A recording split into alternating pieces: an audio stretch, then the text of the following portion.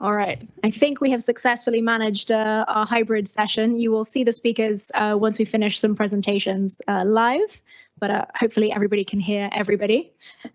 So I've already introduced myself. I have the great pleasure of bringing a lot of our wonderful clients from around the world.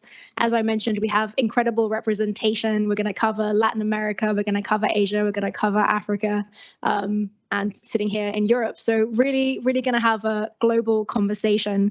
And what we want to get out of the session today is to give you all examples of how we're implementing Edge, not just on individual buildings though, but really taking that scale approach. Because from what we've heard from Corin, it's not just about the individual buildings.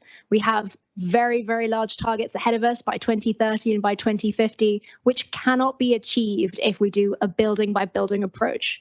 So we have to be thinking about decarbonising at scale. And a lot of the times what we hear around the world is that it's difficult, it's complicated, it's expensive, it's not possible. Well, today we're here to tell you it is possible, and it's not me telling you, but our wonderful people who are on the ground and actually doing it. So I'm going to quickly introduce our panelists for the day. First of all, a very warm welcome to Sanjay Dutt, who's the Managing Director and CEO of Tata Realty Infrastructure, who happened to be here in London all the way from India. So we're very, very lucky to have you here today. Thank you for joining us. Sanjay has over 25 years of experience working in real estate, and in his current role is overseeing 37 million square feet of residential and commercial development across 15 cities and 20 projects. I'm also joined by Dr. Donovan Storey, Head of Global Policy and Influence at Reall. In his current role, he manages Reall's innovation and investment in climate-smart, affordable housing, which aims to improve the life chances of 100 million people in urban Africa and Asia by 2030. And then on our screen, and you'll get to see their wonderful faces very soon, we have Shruti Janwar, who's the Compliance Manager at Avast Financiers Limited. Shruti has a background in international law and is currently working with the Corporate Social Responsibility Division of Avast Financiers, working with teams on the ground in grassroots level social welfare programs in India. And we also are joined all the way from Mexico, Carlos Viesca, the Head of Sustainability at Fibra Macquarie. Fibra Macquarie was recently named an EDGE champion for certifying their portfolio of buildings with EDGE. They're one of the top developers in Mexico for industrial and retail real estate, with over 34.5 million square feet in 20 different cities across the country. Now, as a start, we obviously have a very diverse panel, so I'm going to give each panelist 5 minutes to just quickly introduce what they've been doing with Edge, and then we'll bring them all together to have more of a panel discussion. So first of all, I'd like to pass the floor on to Sanjay. Thank you very much. Very good afternoon to everyone. I represent India. It's a country where we have approximately 40 to 50 million square feet of construction for commercial spaces and nearly about 300 million square feet of construction in the residential space. So it's a lot of construction. Lately, we've seen approximately 50% of the commercial market held by institutional investors like Blackstone, Brookfield, GIC, Canadian Pension Fund, etc. And that's a big development in India in terms of global stakeholders wanting more of Indian market share. At Tata Realty, we have nearly 35 million square feet under construction. Again, on the commercial side, nearly 50% of the leasing is done by American corporations. There are organizations in the country who have more than 65% of the global workforce in India. And there are companies who have 10% and likely to achieve 30%. So there's a lot of global integration with our Indian economy. And we're very grateful that at Tata Realty, we're able to demonstrate with the help of organizations such as IFC Edge, that we are able to meet standards for global corporations who are indeed very, very conscious. India was always a cost-conscious country. It was the cost arbitration that brought global outsourcing to India. But now we have product development, knowledge, expertise, and product innovations, which is the front runner for attracting capital globally. And therefore, we're moving from a stage of being cost conscious to being more environment impact conscious, which is very interesting in a way. If you go back in history, most of the architecture in India was actually very environment friendly. It's just that in the last few decades, we adopted new technologies and more Western style, which perhaps was not suited to the local conditions. And now we're trying to convert high performance glass to save energy in a market which has temperatures rising to about 50 degrees Celsius. So we're going through a very deep learning curve, how to integrate global innovations and adapt to Indian environment, and therefore be able to meet the commitment of the country, which was signed by Mr. Modi in the Paris Agreement, and also by our leadership of the group chairman, who has given a target to 2045, because Tata is a very diverse group. We are into automobiles and we're into steel, and it does have a lot of impact. So I think this is a country which on the first graph that I saw was about 12%. I wouldn't be surprised that you will see that sharply increasing in the country. So thank you very much. That's definitely our hope. So I hope that's a good prediction for the future. Thank you very much. I'll pass it on to Donovan. Thank you, and hopefully I can get this to move. At the moment, it won't move. I don't know why. I'll get a start anyway, so we don't hold it up too much. So thank you very much for the introduction. My name is Donovan Storey, and for the last 2 years, I've been working for a social enterprise, thank you, does it work, called Reall, which some of you may know in its previous life, which was actually for 30 years known as Homeless International. With very much an NGO and charity focus, worked a lot with slum dwellers, slum upgrading programs with Shack Dwellers International, Cities Alliance, and so on, and really went through a transformation a few years ago of trying to understand how can we really get some of these solutions for the global housing crisis to scale, and fundamentally shifted along with the support of the British government, but also of long-term funder, CEDA from Sweden, to be able to invest, to be able to, I guess, pick winners or pick innovators in the global south and invest in innovative housing solutions. And so for a long period of time, Reall in its previous life and in its current life as a social enterprise was really focused on affordable housing. We define that roughly as being the bottom 40%, somewhat around $150 to $200 a month of affordability through income measurements for 5 key countries, and they were Kenya, Uganda, Nigeria, India, and Pakistan. And we lived in this affordability spectrum of trying to essentially work with building partners in the global south and emerging markets to build it around the sort of the 10 to 15,000 US dollar range. But increasingly, obviously, the layers of complexity around housing are such that you also must address social factors, livelihood factors, inclusion, persons with disabilities, access to houses. In the markets that we work, gender dimensions are extremely important. Issues around affordability, but also access to finance and to safe and secure housing and communities and neighbourhoods. So eventually we took on a sort of a larger brief of making sure that there was a very strong social benefit to housing solutions.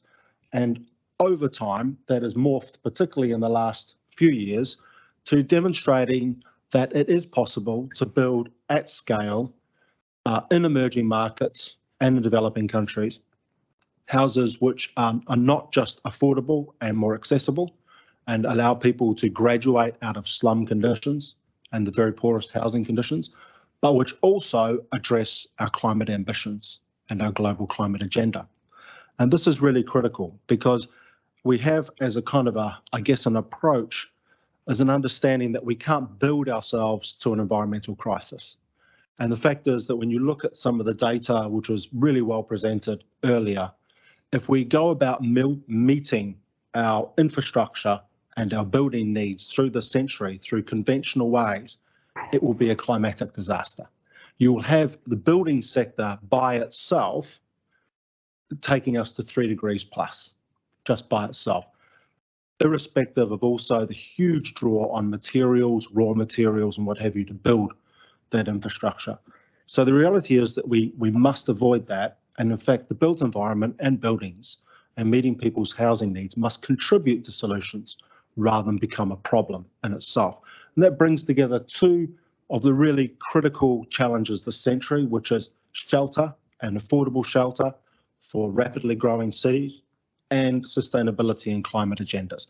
And it's in that nexus of the two where I think some really exciting things come about and where we started to engage with EDGE as well. So I wanted to show you two quick examples. I'll have lots of time to blab on about other issues as well during the Q&A. But we're really proud of two projects, but which are not a massive scale, but which demonstrate what can be done. Compressed earth bricks for EDGE certification in northern Ghana in a project called the Tamale Project. And you can see the proud homeowners there with their EDGE certificates, which is fantastic, meeting the standard EDGE certification. And also in Pakistan, a really interesting organisation called Modulus Tech that actually creates panels and creates prefabricated housing solutions, steel frames with a lot of recycled materials, which has met the EDGE advanced level as well. And Modulus Tech are doing some really interesting things in Pakistan.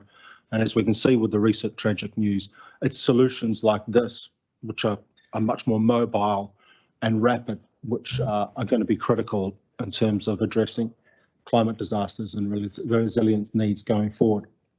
So two last quick slides. That one I'll just leave up there, but that's essentially in terms of the case has already been made, I think, this morning. So this kind of repeats it from our perspective that, you know, it is critical to increase our green building asset class, that it is bankable and financeable, and that's the argument that we make, that it is an investable proposition, particularly going to scale. But the second dimension is really that linkage to policy. And I love that slide on Colombia, because it really showed the intersection of unlocking finance with the right policy levers, and the policy framework which is conducive to that de-risks the policy environment, becomes de-risked, and that brings in the opportunity for investment, what have you. And in our work, we've seen some fantastic stuff in Kenya, Ghana and Pakistan, where there has been policy moves to focus on affordable housing, but also to focus on greener affordable housing, and also working on the Global ABC annual report this year. You know, the citation that now over 76% of nationally determined contributions to the Paris Agreement now mention buildings and the built environment, which is a huge change from a few years ago. Thank you.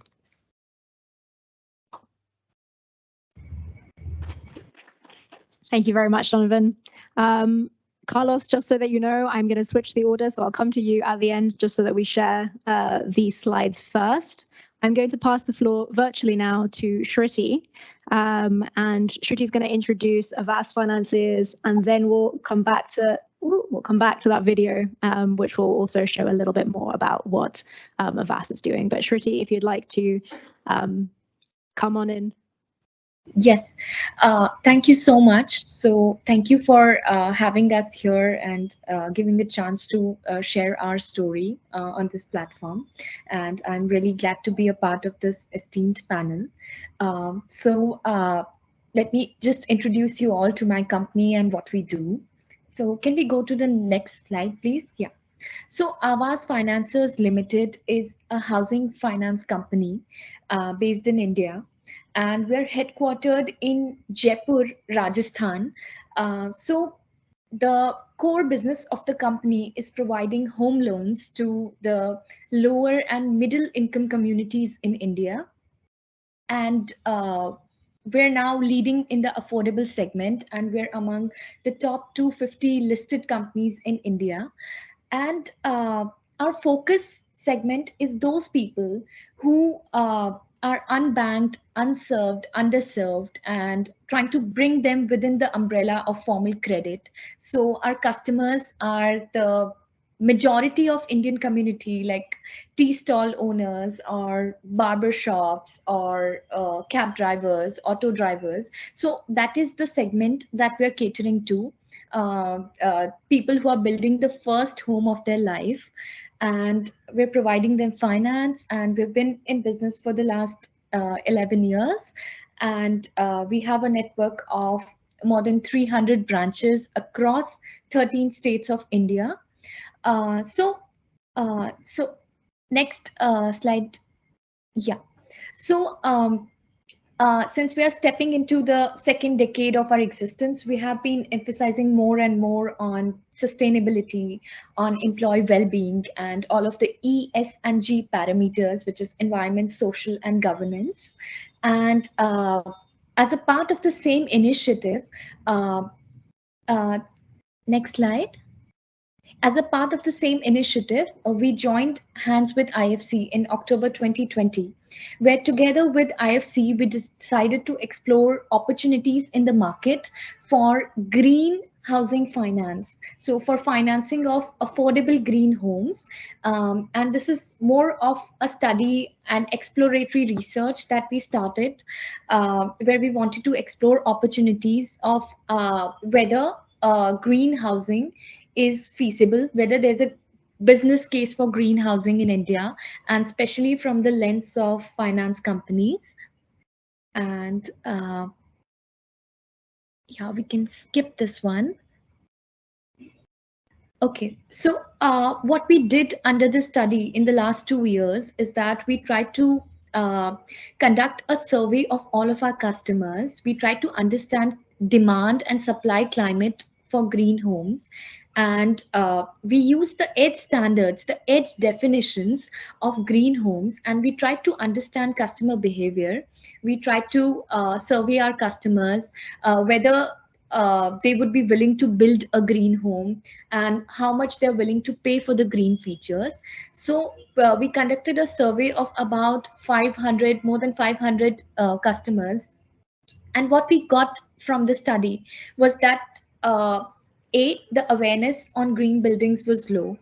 B, once we informed the customers about the benefits, about the cost benefits and the overall environmental benefits, they did show interest. So we did find a good business case for affordable green housing finance. And that is how now we are on a fully fledged mission towards having a whole new green portfolio, green housing finance portfolio within our company. And I would like to straight jump into the first story that we have of our customer household who decided to build a green home. So we have a video to showcase.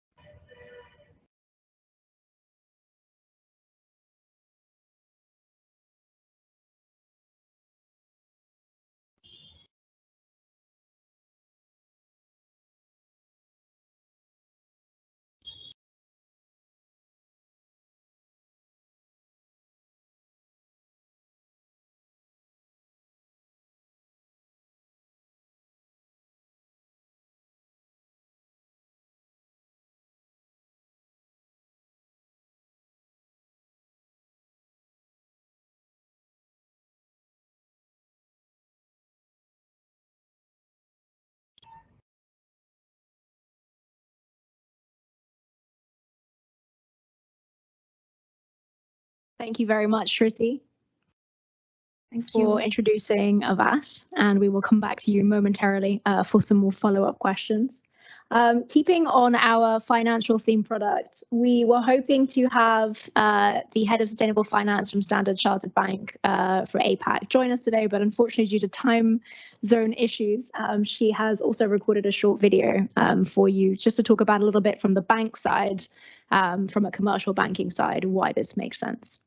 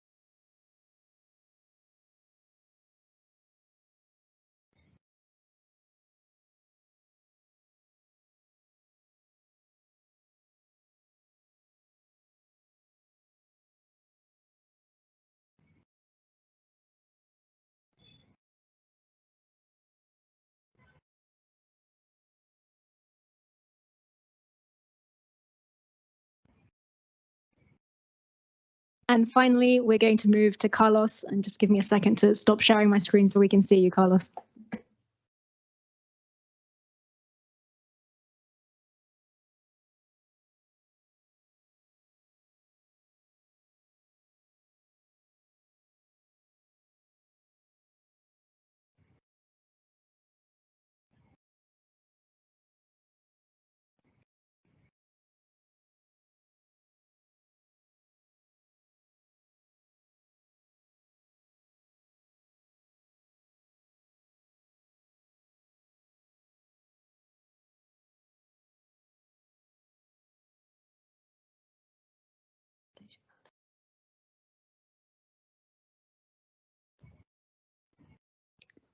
Okay, Carlos, the floor is yours.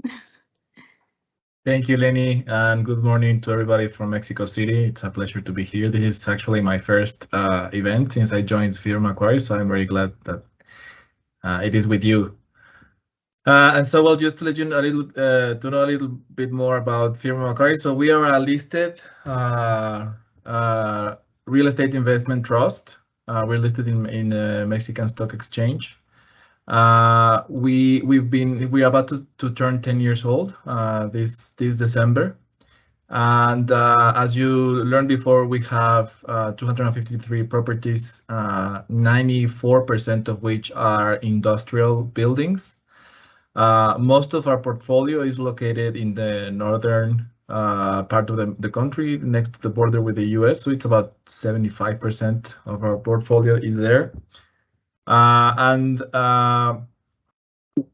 we are mainly servicing the car manufacturing industry, either through their own installations or their supply chain. But we're also starting to serve, electronics, some biomed or medical technologies, and obviously with the increase of e-commerce, we are also strongly positioned in logistics, servicing e-commerce and other retailers. And on our retail portfolio, we have both closed and open malls, and I'd say that this is mainly the features we have. We are growing our portfolio with around 3 projects per year, so it's about, I would say, 1.5 million square feet per year. We're adding only to the industrial portfolio. Retail it was part of the original portfolio we purchased, we acquired when we launched our IPO, and we are retaining them as part of the portfolio, but our main focus is on industrial. And we are servicing the recent phenomenon of nearshoring, where mainly East Asian companies are moving their operations to Mexico to be closer to the US and Canadian market. And we are seeing a shift also towards more technology-driven operations, servicing, for example, we're switching to service EVs, and also in medical industries or health industries, we're starting to serve more advanced electronics in medicine. And I'd say that's about it, I can tell you. And since I have you on, I'll ask you the first question, and I'll bring it back to Sanjay in the room. Why did Fibra Macquarie go for EDGE certification? What value has it brought to the organization? So we are actually operating several certifications. So all of our development portfolios or all our new buildings are being LEED certified.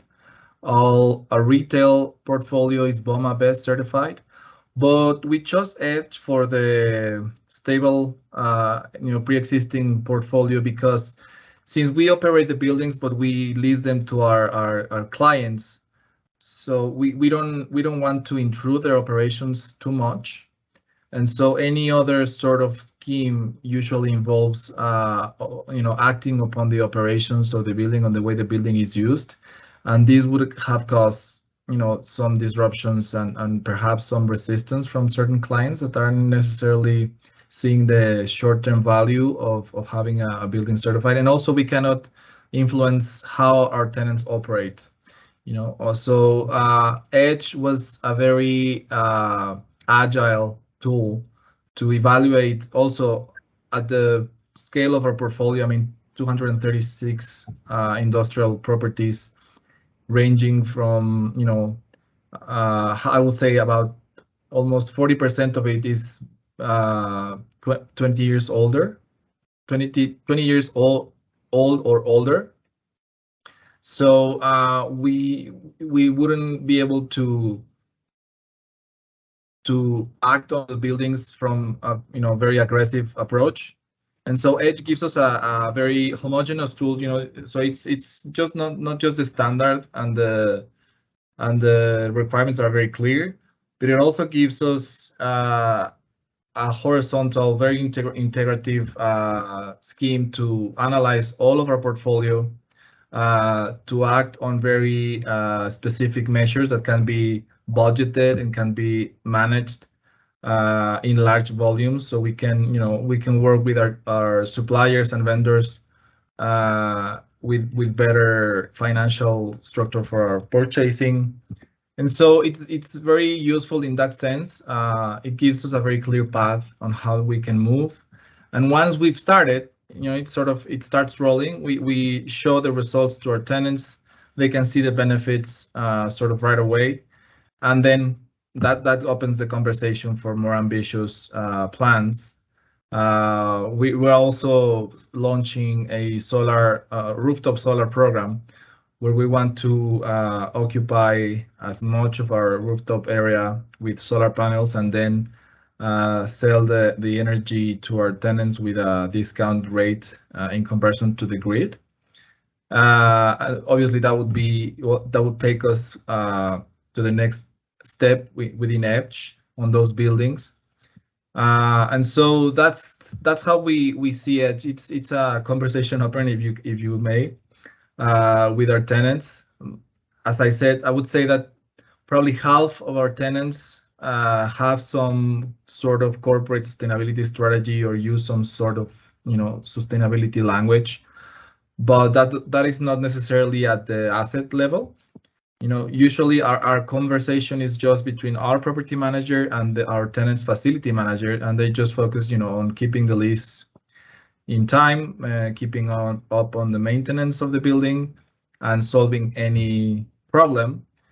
But it usually doesn't go any further than that. So once we started rolling out Edge, now we are about 27% of our portfolio has been certified. 22% of that only on this year, and so that's how we start also giving visibility to our sustainability strategy, not just to the tenants but also to our investors. We are committing all of our financial plans or lines of financing are committed or have commitments related to sustainability. So it's pretty much everything.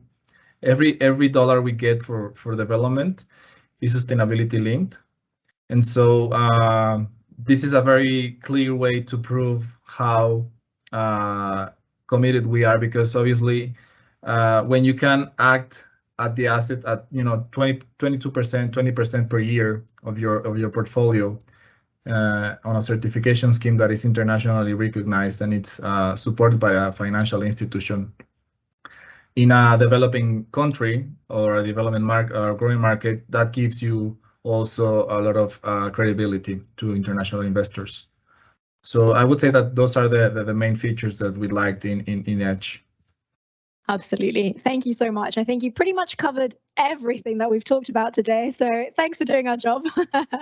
So you talked about having an existing portfolio, existing buildings. I think particularly in this room, all of us sitting here in Europe, we have a massive problem with existing buildings. So hearing from a company that has over 250 assets and taking that scalable approach, I think is quite important. We hope to hear that you're going to be the largest net zero certified portfolio in Mexico soon. It sounds like you're well on your way.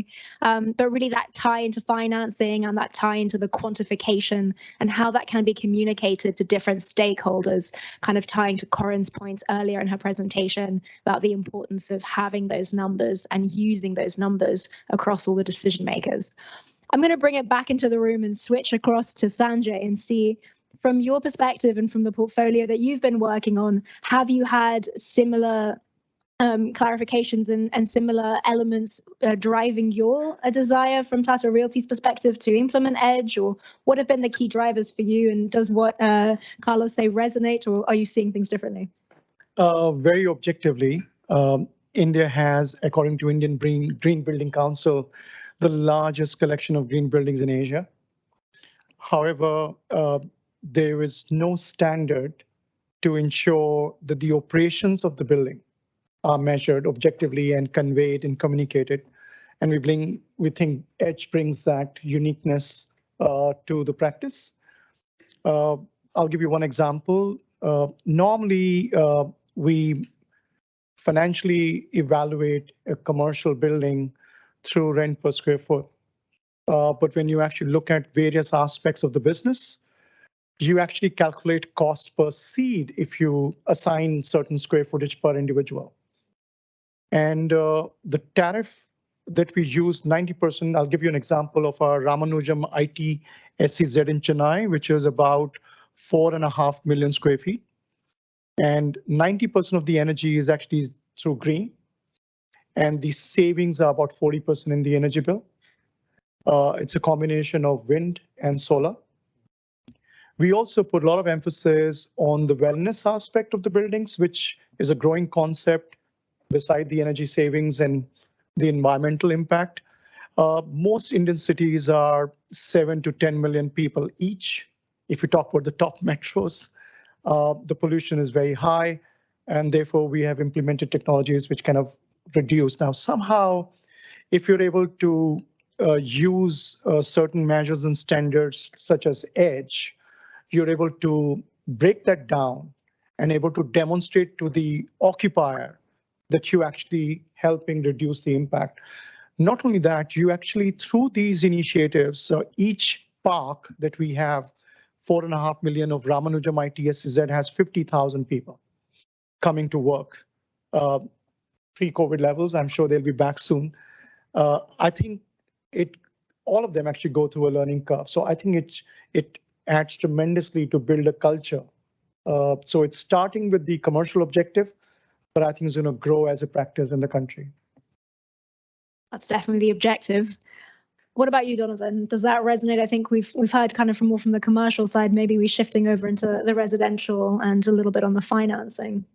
Yeah, and in terms of finance, I mean, it's way too slow, but I think there's an irreversible trend now of more and more finance going into green portfolios. You can see a problem, though, in terms of having the pipeline for projects and investable projects at scale. When you look at the challenges facing, for example, the Green Climate Fund has a multi-billion-dollar nest egg and it can't find projects. So it's really up to us to develop those projects and develop those pipelines for this finance to flow. And I think you'll see over the next several COPs, there's going to be a much greater focus on finance, whether it's for resilience, adaptation or mitigation. That's going to be a part of the discussions. And I think what we need, our responsibility is really to create, compelling projects at scale, which can be quantified to bring that finance in and to get it onto the ground. And I think that EDGE for us is a very simple, measurable, adaptable tool to the environments that we work in. So it helps us to I guess, prove the case in a very simple way. I think having IFC backing in terms of that sort of gold standard, it's not something which we've just kind of made up. And certainly when we were moving into green, affordable and climate smart houses, we didn't want to reinvent the wheel. It's a matter of just trying to find the most applicable, easiest to use standard, which can be understood. And I think the fact that it cuts across water, energy and carbon conversations is also very, very valuable, because you can make the case, and I'm sure you can do this in India, you can make the case purely just on water security and having that as an element, energy for other places. And a number of the countries that we work in, they want off-grid solutions. They don't want housing solutions or a built environment that's just going to drain and destroy a central grid, whether it be water, sanitation, sewerage or energy. So you're also providing them with off-grid solutions, which I think is really quite a compelling case as well, because you're not giving them a problem when you go and see the Minister of Water or the Minister for Energy. So I think that international finance flows are going into green portfolios more and more. I think there's still a challenge in terms of domestic financial institutions have been much slower and much difficult to make the case for. So I think for us, the key challenge is to unlock that domestic finance and to get that regional and domestic finance flowing into EDGE certified homes as well. And that's a challenge which I think is a very big one. Hopefully we'll solve that one today for any banks in the room. And Shruti, over to you. How has the data component been helpful in allowing you to have these conversations? You mentioned you've talked to 500 clients, people that were not aware of green homes before. How has the ability to be able to quantify what green means really enabled you to actually launch a product and a business stream that's bringing green homes to all these people across India? So EDGE, I think the reason that a tool like EDGE was really helpful with our project specifically was because being a financial institutions, a home finance company, the onus was on us, right? Because we were targeting individual homes. So every home was supposed to be a project in itself. and for each home, we cannot expect the customer to bear the cost. We cannot expect the customer to bear the burden of understanding what green means. And so the onus was on our teams, our field staff, our frontline workers, who had to explain to the customers that this is what a green home literally means. So that is where Edge was really helpful, because of the adaptability, the flexibility that it gives in the 2020 criteria, where you can and the fact that it takes into account the local realities. So the Edge tool is designed to account for the local context, and everything is based on a baseline, which is the local realities. So before starting this project, before starting our research on the demand side and the supply side, we first did an Edge survey of India, where we just explored how an ordinary home is built in India. So we first defined a home based on survey of the way homes are built across 9 states of India. And from there, we came up with the definition that, okay, if this is a home, then this would be an Edge green home. So the element of flexibility, simplicity in defining green, and giving options in that 20% cap, I think that is one thing that helped us reach out to our portfolio and to communicate to them what is green. Thank you, Shruti. I have a lot of questions, but I'm curious to see, does anyone in the audience have any questions for our panel? We have residential, commercial, existing, new buildings, financing, Latin America, Africa, Asia. So really could probably cover most of the questions that you might have. Does anyone want to jump in with anything? Could you use the microphone? You just have to click the right button. I hope you can hear me. I'm coming from the BRD, the institution which was mentioned. Just a question from me. My experience is that in most of the countries where we come, there is no knowledge how to design such a building. So when you go to developer, he says, I have a design, so I can't change anything. So you need to start with those that are doing the design, engineers, architects, how you did that, because that's usually very difficult, specifically for medium-sized buildings where additional cost and changing the design is practically impossible when it's done. So how you do that, please? It's a very, very relevant question. And I'll give you our example that we practiced recently. Because of organizations such as Edge, certified things and other standards, we were able to measure the performances of our buildings. And a recent example would be that in typical commercial space, we do a column of 11 by 11 meter grid. And it allows certain light penetration into the floor, but certain corners of the floor are dark and they require lighting, and you need a minimum lux levels of 300 to illuminate to a better work environment.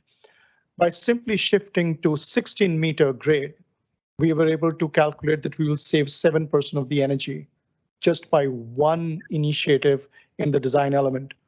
The practices of orientation of the building, the sun, because India has very hot climatic conditions, always played a role, and we've been doing it in the past.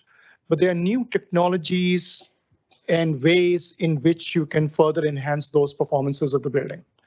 I think it's the beginning of this is the data point and how seriously that you do, and also being able to calculate the cost benefit analysis at how much time does it take to actually,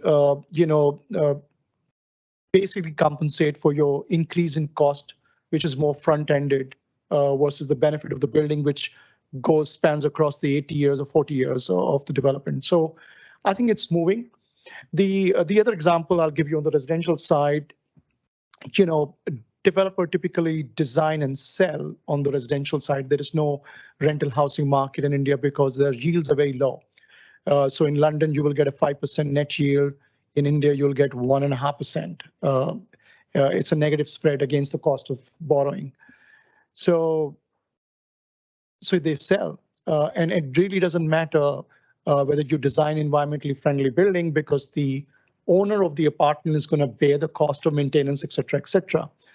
But the moment you start putting data points together, that if you design the building where you don't need so many labor-intensive security of the building, or so instead of too many ingress and outgress, or a certain level, the way that you design the parking, which minimizes supervision, and you use technology to compensate and replace labor, allows you to bring down the maintenance cost on per month basis, and therefore electricity consumption. And when you put those across to the incoming buyer, that your operating cost over the next 10 years would be significantly low, they see a rationale to buy from Tata's versus the other. And I think it's just general interest in this now, which has increased, that is helping. So, but very relevant question. And I think going forward, the architects, the consultants will play an even larger role when we share these data points with them. Yeah. Yeah, and I would also say as IFC, we definitely recognize this is part of the issue, is the education of people in the field. So there's two different programs that we have. One is DFGE. So this is called Designing for Greater Efficiency. It's a free online course that anybody can access and take. And it's education. It's about 16 hours on how to design a sustainable building. The second program, which is part of EDGE, is the EDGE Expert Training. So in all the regions that we're active in, you'll see that we have experts on the ground, speak the local language, are part of the local market, who have been trained in this, and they have been trained by the local certifiers that are in those regions. So there's a lot of this program that is not just the EDGE tool, but is actually the training program as well that sets up the right environment for it. I want to make a very quick point. It just came to my mind, and I'm sorry I'm taking a minute. My first lesson in energy saving actually came from my wife 25 years ago. You know, the kids, I've got two kids, and they come late in the afternoon from the school, and my wife would insist that they go through their homework and all the books almost immediately after having their meal. And I used to feel, you know, maybe we're pushing the kids too much. They need rest, they need afternoon nap, et cetera, et cetera. I learned after 10 years, the reason she was doing it, because she said there's a rationale to do homework during the day and not switch on the light in the night, because it's not necessary. And it was shocking for me, because, you know, we go in the corporate world and practice sustainability, but it's how you treat life and how you go about managing your life on day to day that brings much more. Yeah. Absolutely. I think there's a whole other conversation about how we use our buildings, not just how we build our buildings. Any other questions? Yes, you can just use the microphone. Right button, please. Thank you very much. Duncan Price from Bureau Happold. Thank you for the invitation and great presentations.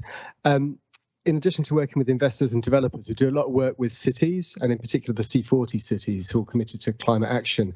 I'm just wondered to what extent you've seen city authorities using EDGE to kind of pull the levers of the incentives around permitting, so that the reach can be even wider than coming through the investors or the developers. I'll pass that to IFC first. Sorry. So yeah, maybe I can speak a little bit to that. There's quite a gamut of involvement with public sector. First of all, we started off in Peru, talking to the many subdivisions of the megacity Lima, and we now are working with, across several countries in Latin America, about 20 local authorities, showing them how they can deploy non-fiscal incentives, so it doesn't eat away at their income streams, to encourage EDGE certification. And this has been going on for several years now, and we've just had some so what's come out of some of the early engagements. In one municipality, we had an 87% uptake of EDGE certification out of the total of eligible building projects, and then another 67%. And I'm sure, particularly in the UK, you can sympathise with the fact that you can put an incentive out there, but actually to get people to latch onto it and action it is something else. So we've been working, we're now taking that to more municipalities all over the world. The other thing that we've been doing is working with governments at the national level. Of course, with the Colombian government, we were in there quite early talking to them about their whole vision for the green building market. In Kenya, we've got the government saying, look, we give free land for eligible social building projects. But in future, you only get that if you comply with the EDGE standards. So there's a lot of that discussion, that kind of thing going on. And one other thing in Ghana, there they wanted to put in place an energy efficiency code for buildings, an obligatory code. And what we did with them was we said, well, do you just want to use EDGE? From our point of view, that was a great way to bring more people into understanding what EDGE was, and hopefully we could encourage them to go from a basic standard, maybe not 20%, but that would be the code level, up to EDGE and EDGE Advanced. So we're very, very interested in working in the public sector that way.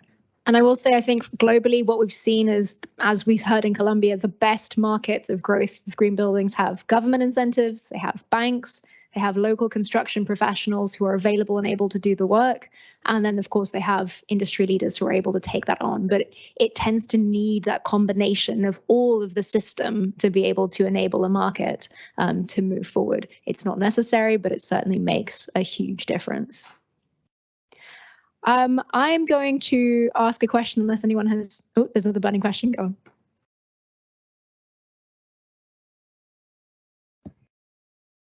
Thanks everyone. So I work at Mighty, I lead the decarbonisation consulting team at Mighty, and as you know, we are a facilities manager. So our focus is mostly on retrofits rather than new builds. It was interesting to hear that 70% of the buildings that will exist in 2050 in Africa are going to be new. But the stat that I have across the world is 80% of the ones that will be here in 2050 are already built. So it's a two-part question. So the certification felt like it was very much for new builds. Is it a same certification for retrofits? Is sort of the first part of the question. And secondly, what we find by working with commercial and industrial clients is that the lack of projects is really what's missing and not the lack of finance. And one of the reasons is because we don't get the message of the urgency of this to CFOs as much as we should. How have you found getting this type of message over to CFOs and to the C-suite to be able to get those projects that exist and are commercially viable to be signed off? Because otherwise, at scale, you get the site manager doing something small in their building, but if you want to do something at scale across a portfolio, it just doesn't get done. Thank you. Carlos, I'm going to pick on you for this because I believe the CFO of Fibra Macquarie was the one leading the charge from your side. So maybe you can talk a little bit about the existing buildings and the finance and CFO component.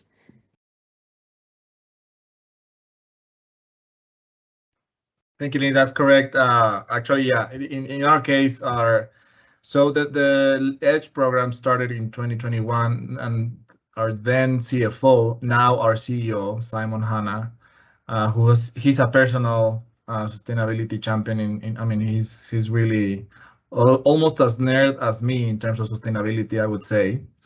And he has been leading this from the start. He also, I mean, we are Free Macquarie is managed by Macquarie Asset Management, which is part of Macquarie Group, and so we are part of their global sustainability strategy. I mean, we comprise more than half of all the real estate assets of Macquarie Asset Management, so we're a big part of them, and we are being we align with the net zero plan of the group, and so I'd say that from that perspective, it's completely different when it's the initiative is driven from the top. And obviously things move faster. And the bottom line aligns with sustainability quicker, and everything is transformed into figures and into returns, and so that it's, I mean, for us it makes sense because, I mean, after all, I mean, it's 253 properties, but it's very homogeneous. I mean, we don't have it's not very varied. I mean, industrial buildings, without demeriting our sector, are big boxes. So it's, I mean, you have a number of features that you have to overview and calculate. And so when you put them together, it becomes, big numbers and planning. So I'd say that that has been the main driver, but as well, we are seeing it on the other side. I mean, the financial side, it's also leading the way, I'd say, in terms of I mean, we see an increase in ESG information requests from investors. We see more, more eyes set on our reporting, our GRESB reporting, our CSA's reporting. As soon as they get out, we get, requests for information. So it's really, I mean, I'd say Mexico, at least, I mean, I've been in sustainability for the last 15 years, and I see the last 5 years to be, rapidly changing in terms of how the financial sector is engaging. Thank you, Carlos. And just a quick answer on the existing buildings. It's the same standard, same certification scheme. In Europe, we have, I think, over 3,000 existing buildings certified to date, and several thousand existing buildings currently under the process. So it's very applicable for retrofit, and the software that Corin was mentioning can be used to design a retrofit strategy as well as design a new building from scratch. We are horrifically over time, so I'm going to go around the virtual and physical room and just ask each of our panelists to share 1 minute, please, closing thought on whether you think, honestly, we are able to achieve green buildings at scale, and any closing thoughts you have. Shruti, should we start with you? Yeah, sure. So I think to make it more scalable, as was just mentioned in some of your discussion, Eleni, you just mentioned that there has to be a shift from all sides. So it's going to be an ecosystem change, right? When we're shifting to green and taking our own program into context, the green housing program. So when we started out, we did not have a single example of a green home. And what we wanted was to be able to scale it. We wanted to show some happy story, some example, some specimen of a green home, of a green individual self-built home, which is a primary way of making homes in India, the self-built construction homes. And we could not find anything. And the only one home that we found on Google was an EDGE certified home, based in Bangalore, but that was a really lavish kind of a home, which was not relevant to the segment that we are catering to the affordable segment. So my point is that because it's a new thing, and to make it in the mainstream, to make it scalable in the mainstream, it would require a single finance company cannot do it, right? So it would require regulatory push. It would require supply of green material so that we're able to create a demand. And more often when we go out and when we talk to our customers about green, when they are convinced, what they ask us that, okay, fine, I'll build a green home, but where do I get the material? And then we realize that now we need to connect the supplier community as well. So because of that ecosystem creation, and since we're taking a first step in that direction, what we have been doing for that is that we have been, along with EDGE, in partnership with EDGE, we have been organizing Green India drives across India, across 6 mega cities of India in the next 1 year. So one drive took place in Pune, the other one took place in Ahmedabad, And now we're targeting 4 more mega cities where we're engaging different stakeholders. We're bringing together architects, builders, developers, regulators, universities, and all of the persons, key stakeholders of these big cities together, so that they know what others are doing and they're able to connect and synthesize their efforts towards green.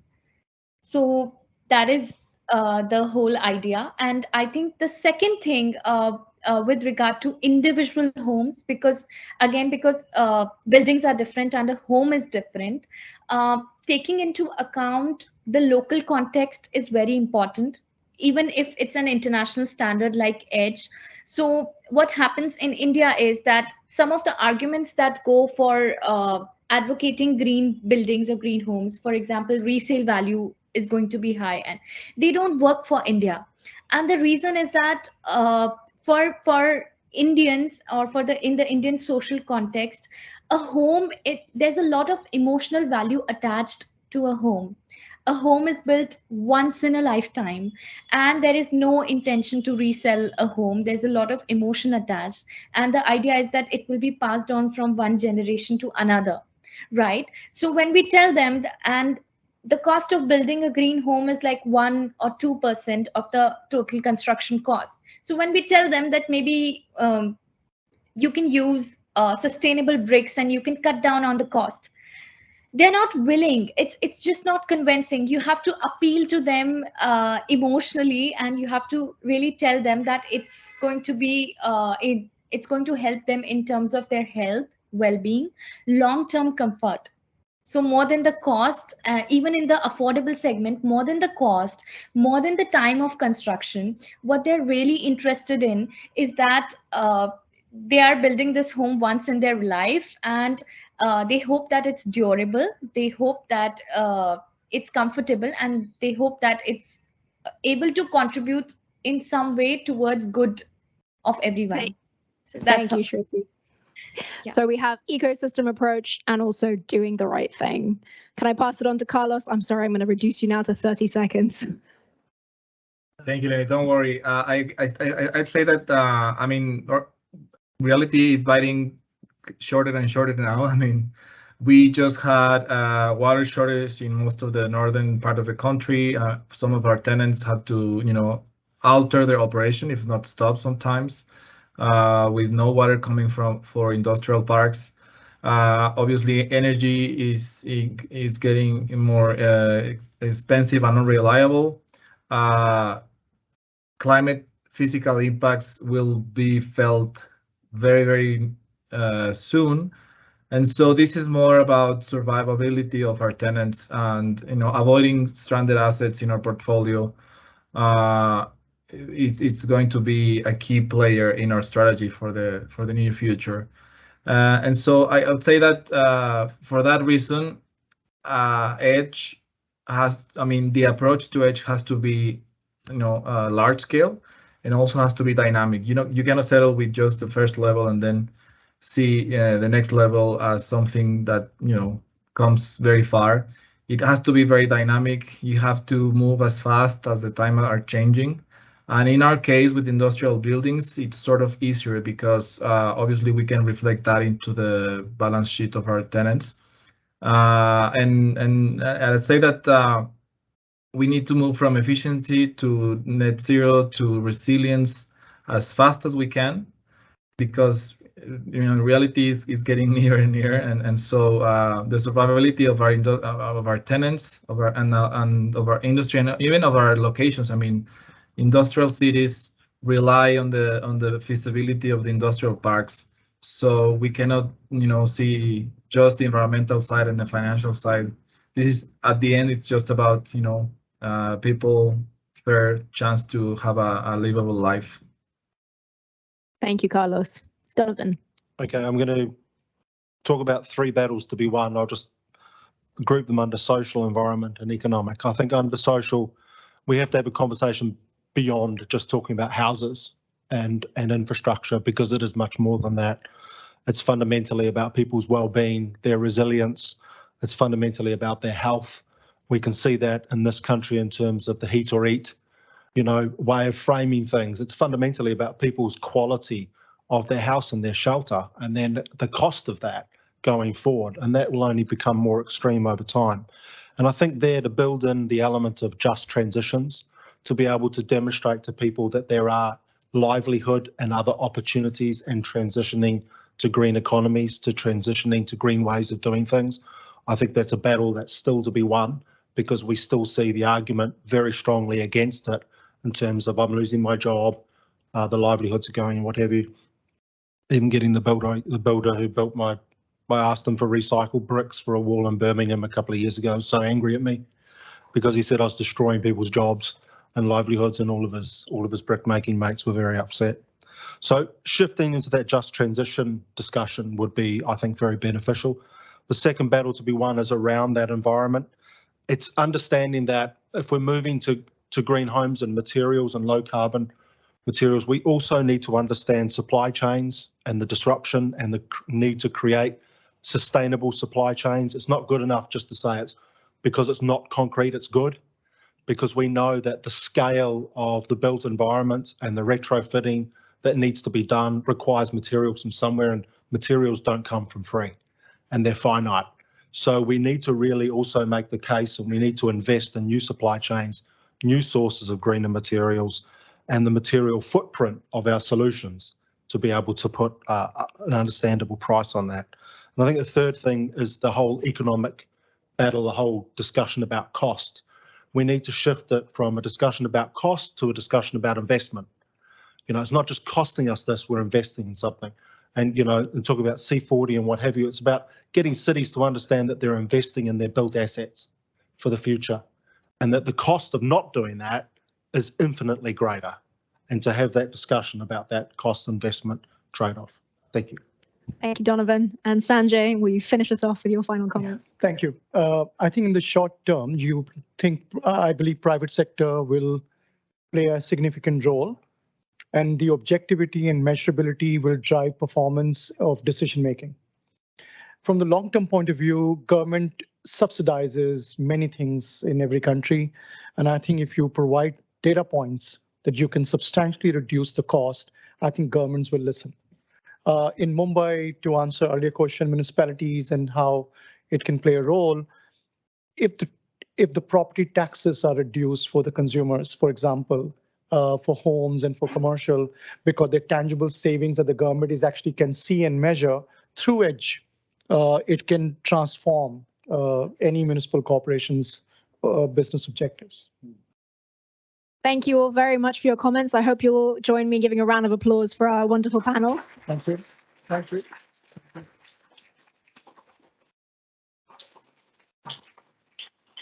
We'll now be taking a coffee break where you entered. So as you enter to your left, and after this, we'll be breaking out into 3 different sessions. We have one for financial institutions, which will be in this room, one for advisors and consultants, and one for portfolio. We will show you where those rooms are after your coffee break, but have a think which one you'd like to sit in. Enjoy your coffee, and thank you very much.